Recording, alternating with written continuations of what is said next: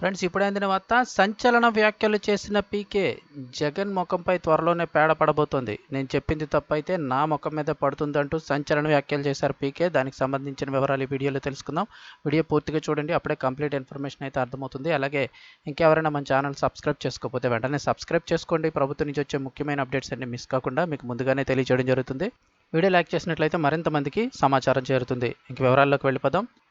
జగన్ దిగిపోవడం ఖాయం, తప్పైతే నా ముఖంపై పేడ పడుతుంది. ప్రశాంత్ కిషోర్ సంచలన వ్యాఖ్యలు. ప్రముఖ జర్నలిస్ట్ బర్కాదత్కు ఢిల్లీలో ఆదివారం ప్రశాంత్ కిషోర్ ఒక ఇంటర్వ్యూ ఇచ్చారు. ఈ సందర్భంగా ప్రశాంత్ కిషోర్ తాజా వ్యాఖ్యలు చేశారు. వివరాలు చూస్తే, ఆంధ్రప్రదేశ్ అసెంబ్లీ ఎన్నికల ఫలితాల తర్వాత వైఎస్ఆర్సీపీ అధికారంలో కొనసాగబోదని ప్రముఖ ఎన్నికల వ్యూహకర్త ప్రశాంత్ కిషోర్ మరోసారి వ్యాఖ్యలు చేశారు. ఏపీలోని అధికార పార్టీకి ఘోరమైన పరాజయం ఎదురవుతుందని తేల్చి చెప్పారు. తాము ఖచ్చితంగా గెలుస్తామని సీఎం జగన్మోహన్ రెడ్డి చెప్పినా కూడా ఫలితం ఉండబోదని అన్నారు.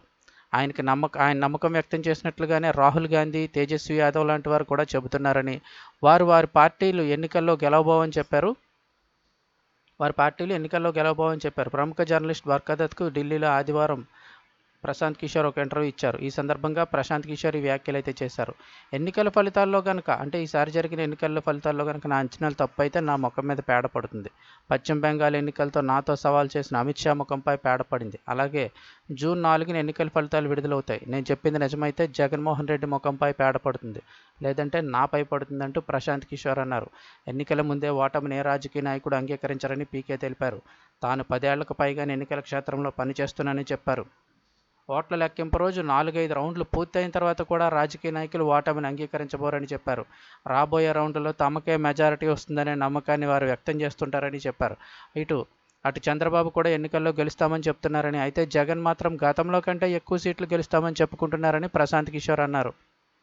మరోవైపు దేశవ్యాప్త ఎన్నికల పరిణామాలపై ప్రశాంత్ కిషోర్ మాట్లాడుతూ, ఈ సార్వత్రిక ఎన్నికల్లో బీజేపీకి గతంలో కంటే సీట్లు తగ్గవని అభిప్రాయపడ్డారు. దేశంలో బీజేపీ మోదీలపై అసంతృప్తి ఉందని, అంతేకాని ఆగ్రహం లేదని ప్రశాంత్ కిషోర్ చెప్పారు. కాబట్టి బీజేపీకి 2019లో ఉన్న సీట్లకు సమానంగా కానీ లేదా అంతకంటే ఎక్కువ సీట్లు కానీ వస్తాయని ప్రశాంత్ కిషోర్ అయితే చెప్పడం జరిగింది.